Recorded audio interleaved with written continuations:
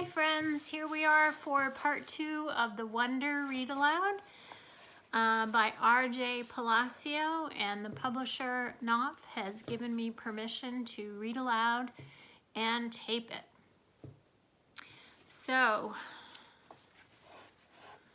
Augie was at the school, remember, and some new people are going to give him a tour. And this chapter is called The Grand Tour. Jack, Will, Julian, Charlotte, and I went down a big hallway to some wide stairs. No one said a word as we walked up to the 3rd floor. When we got to the top of the stairs, we went down a little hallway full of lots of doors. Julian opened the door marked 301. "This is our home room," he said, standing in front of the half-open door. "We have Miss Petosa. They say she's okay, at least for homeroom. I heard she's really strict if you get her for math, though." "That's not true," said Charlotte. "My sister had her last year, and she's really totally nice." "Not what I heard," answered Julian, "but whatever." He closed the door and continued walking down the hallway. "This is the science lab," he said when he got to the next door. And just like he did 2 seconds ago, he stood in front of the half-open door and started talking. He didn't even look at me once while we talked, which was okay because I wasn't looking at him either. "You won't know who you have for science until the first day of school, but you want to get Mr. Holler. He used to be in the lower school, and he would play this giant tuba in class." "It was a baritone horn," said Charlotte. "It was a tuba," answered Julian, closing the door. "Dude, let him go inside so he can check it out," Jack Will told him, pushing past Julian and opening the door. "Go inside if you want," Julian said. It was the first time he looked at me. I shrugged and walked over to the door. Julian moved out of the way quickly, like he was afraid I might accidentally touch him as I passed by him. "Nothing much to see," Julian said, walking in front of me.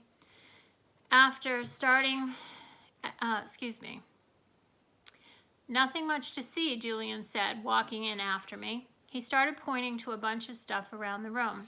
"That's the incubator. These are chairs. Those are Bunsen burners.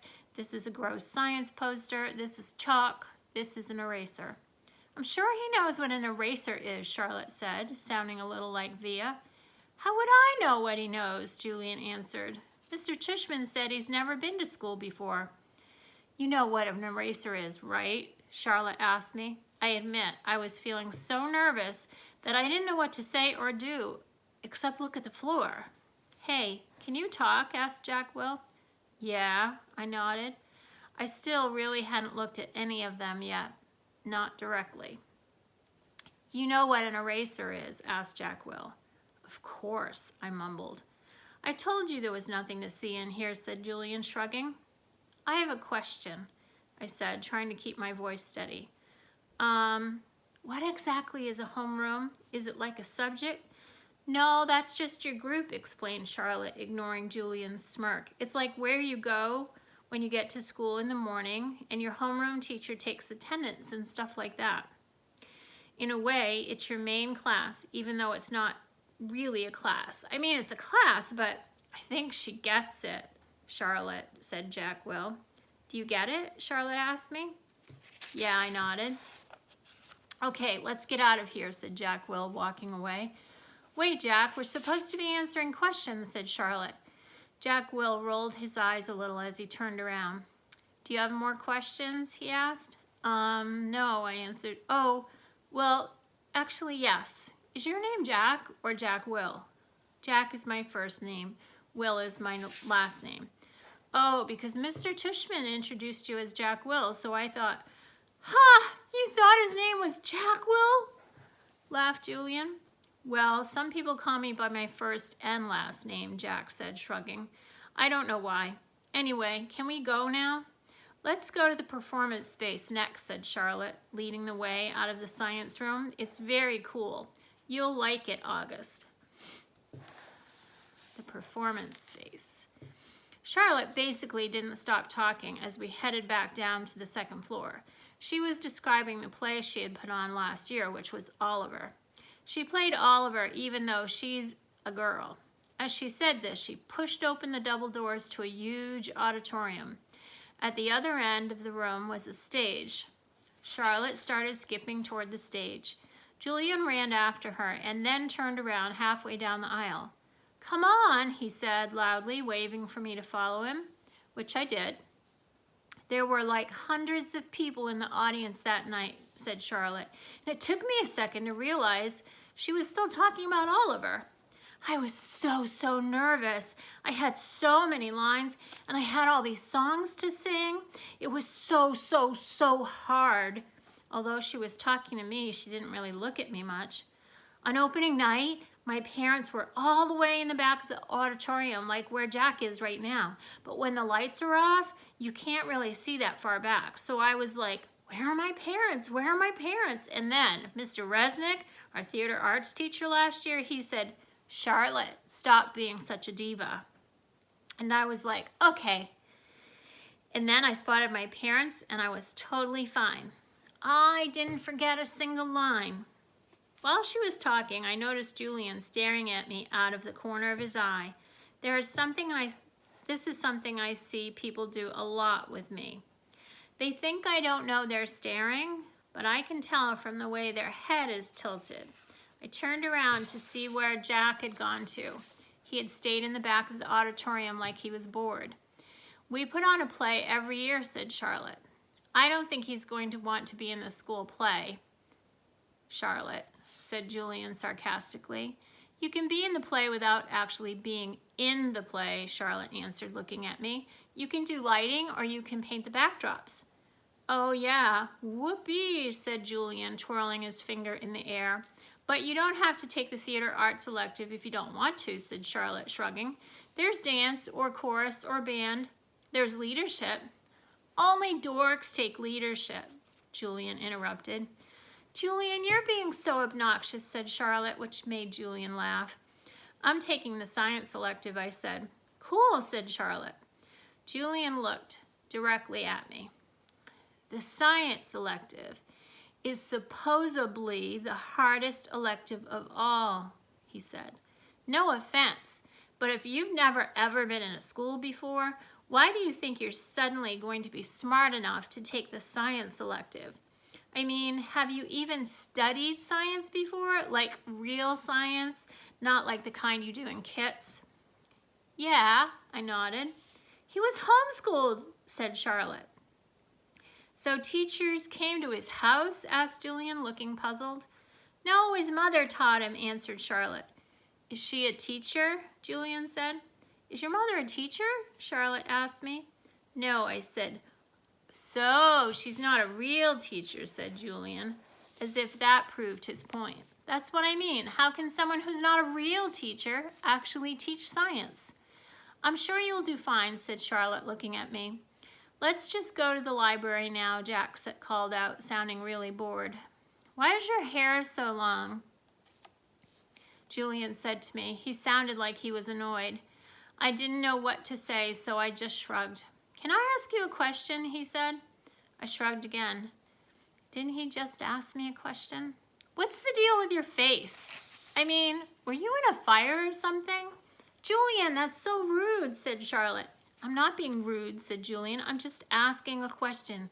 Mr. Tushman told us we could ask questions if we wanted to."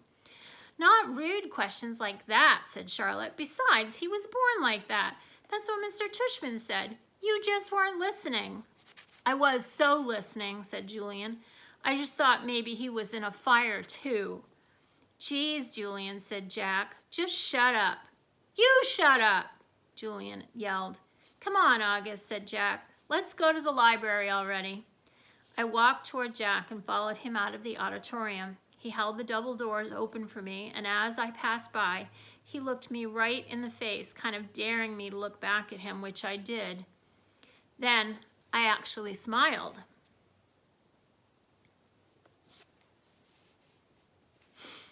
Sometimes, I don't know, when I have a feeling like I'm almost crying, it can turn into an almost laughing feeling. And that must have been the feeling I was having then, because I smiled almost like I was going to giggle. The thing is, because of the way my face is, People who don't know me very well don't always get that I'm smiling. My mouth doesn't go up in the corners the way other people's mouths do. It just sort of goes straight across my face. But somehow Jack Will got that I had smiled at him, and he smiled back. Julian's a jerk, he whispered before Julian and Charlotte reached us. But dude, you're gonna have to talk. He said this seriously, like he was trying to help me. I nodded as Julian and Charlotte caught up to us. We were all quiet for a second, all of us just kind of nodding, looking at the floor. Then I looked up at Julian. The word is supposedly, by the way, I said. What are you talking about? You said supposedly before, I said. I did not.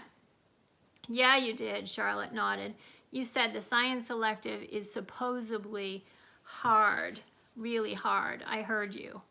I absolutely did not, he insisted. Whatever, said Jack. Let's just go. Yeah, let's just go, agreed Charlotte, following Jack down the stairs to the next floor. I started to follow her, but Julian cut right in front of me, which actually made me stumble backwards. Oops, sorry about that, said Julian. But I could tell from the way he looked at me that he wasn't really sorry at all. The deal. Mom and Mr. Tushman were talking when we got back to the office.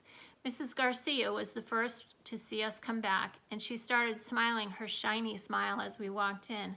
So, August, what did you think? Did you like what you saw? She asked. Yeah, I nodded, looking over at Mom.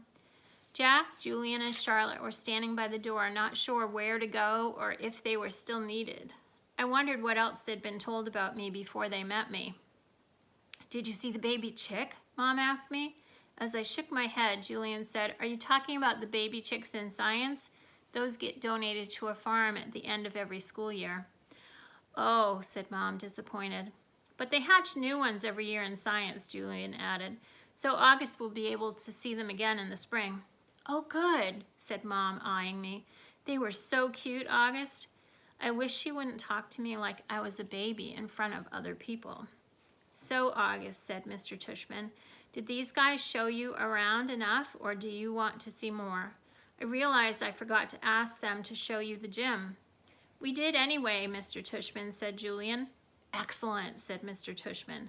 And I told him about the school play and some of the electives, said Charlotte. Oh no, she said suddenly. We forgot to show him the art room. That's okay, Mr. Tushman, said Mr. Tushman. But we can show it to him now, Charlotte offered. Don't we have to pick up Via soon? I said to Mom. That was our signal for me telling Mom I really wanted to leave now. Oh, you're right, said Mom, getting up. I could tell she was pretending to check the time on her watch. I'm sorry, everybody. I lost track of time. We have to go pick up my daughter at her new school. She's taking an unofficial tour today. This part wasn't a lie, that Via was checking out her new school today. The part that was a lie was that we were picking her up at school, which we weren't. She was coming home with Dad later. Where does she go to school? Asked Mr. Tushman, getting up. She's starting Faulkner High School this fall. Wow, that's not an easy school to get into. Good for her. Thank you, said Mom, nodding. It'll be a bit of a schlep, though. The A train down to 86, then the crosstown bus all the way to the east side. Takes an hour that way, but it's just a 15-minute drive. It'll be worth it. I know a couple of kids who got into Faulkner and love it, said Mr. Tushman. We should really go, Mom, I said, tugging at her pocketbook. We said goodbye kind of quickly after that. I think Mr. Tushman was a little surprised that we were leaving so suddenly. And then I wondered if he would blame Jack and Charlotte, even though it was really only Julian's who made me feel kind of bad. Everyone was really nice, I made sure to tell Mr. Tushman before we left. I look forward to having you as a student, Mr. Tushman said, patting my back. Bye, I said to Jack, Charlotte, and Julian, but I didn't look at them or look up at all until I left the building. Home. As soon as we had walked at least half a block from the school, Mom said, So how did it go? Did you like it? Not yet, Mom. When we get home, I said. The moment we got inside the house, I ran to my room and threw myself on the bed. I could tell Mom didn't know what was up, and I guess I really didn't either. I felt very sad and a tiny bit happy at the same time. Kind of like laughing, crying feeling all over again. My dog Daisy followed me into the room, jumped on the bed, and started licking me all over my face. "Who's a good girlie?" I said in my dad voice. "Who's a good girlie?" "Is everything okay, sweetness?" Mom said. She wanted to sit down beside me, but Daisy was hogging the bed. "Excuse me, Daisy." She sat down, nudging Daisy over. "Were those kids not nice to you, Augie?" "Oh no," I said, only half lying. "They were okay." "But were they nice? Mr. Tushman went out of his way to tell me what sweet kids they are." "Uh-huh." I nodded, but I kept looking at Daisy, kissing her on the nose and rubbing her ear until the back leg did that flea scratch thing. "That boy Julian seemed especially nice," Mom said. "Oh no, he was the least nice." "I liked Jack though. He was nice. I thought his name was Jack Will, but it's just Jack." "Wait, maybe I'm getting them confused. Which one was the one with the dark hair that was brushed forward?" "Julian." "And he wasn't nice?" "No, not nice." "Oh." She thought about this for a second. "Okay, is he the kind of kid who's one way in front of grown-ups and another way in front of kids?" "Yeah, I guess." "Ah, I hate those," she answered, nodding. "He was like, 'So, August, what's the deal with your face?'" I said, looking at Daisy the whole time. "Were you in a fire or something?" Mom didn't say anything. When I looked up at her, I could tell she was completely in shock. "He didn't say it in a mean way," I said quickly. "He was just asking." Mom nodded. "But I really liked Jack." I said. "He was like, 'Shut up, Julian,' and Charlotte was like, 'You're so rude, Julian.'" Mom nodded again. She pressed her fingers on her forehead like she was pushing away a headache. "I'm so sorry, Augie," she said quietly. Her cheeks were bright red. "No, it's okay, Mom, really. You don't have to go to school if you don't want to, sweetie." "I want to," I said.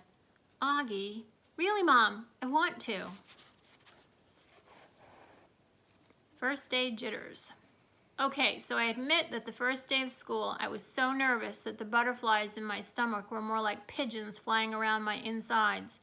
Mom and Dad were probably a little nervous too, but they acted all excited for me, taking pictures of me and Via before we left the house, since it was Via's first day of school too. Up until a few days before, we still weren't sure I would be going to school at all. After my tour of the school, Mom and Dad had reversed sides on whether I should go or not. Mom was now the one saying I shouldn't go, and Dad was saying I should. Dad had told me he was really proud of how I'd handled myself with Julian, and that I was turning into quite the strong man. And I heard him tell Mom that he now thought she had been right all along. But Mom, I could tell, was not so sure anymore. When Dad told her that he and Via wanted to walk me to school today too, since it was on the way to the subway station, Mom seemed relieved that we would all be going together. And I guess I was too. Even though Beecher Prep is just a few blocks from our house, I've only been on that block a couple of times before. In general, I try to avoid blocks where there are lots of kids roaming around. On our block, everybody knows me and I know everybody. I know every brick and every tree trunk and every crack in the sidewalk. I know Mrs. Grimaldi, the lady who's always sitting by her window, and the old guy who walks up and down the tree whistling like a bird. I know the deli on the corner where Mom gets our bagels, and the waitresses at the coffee shop who call me honey and give me lollipops whenever they see me. I love my neighborhood of North River Heights, which is why it's so strange to be walking down these blocks feeling like it was all new to me suddenly. Amesfort Avenue, a street I've been down a million times, looked totally different for some reason. Full of people I never saw before, waiting for buses and pushing strollers. We crossed Amesfort and turned up Heights Place. Via walked next to me like she usually does, and Mom and Dad were behind us. As soon as we turned the corner, we saw all the kids in front of the school, hundreds of them talking to each other in little groups, laughing or standing with their parents who were talking with other parents. I kept my head way down. Everyone's just as nervous as you are, said Via in my ear. Just remember, this is everyone's first day of school, okay? Mr. Tushman was greeting students and parents in front of the school entrance. I have to admit, so far, nothing bad had happened. I didn't catch anyone staring or even noticing me.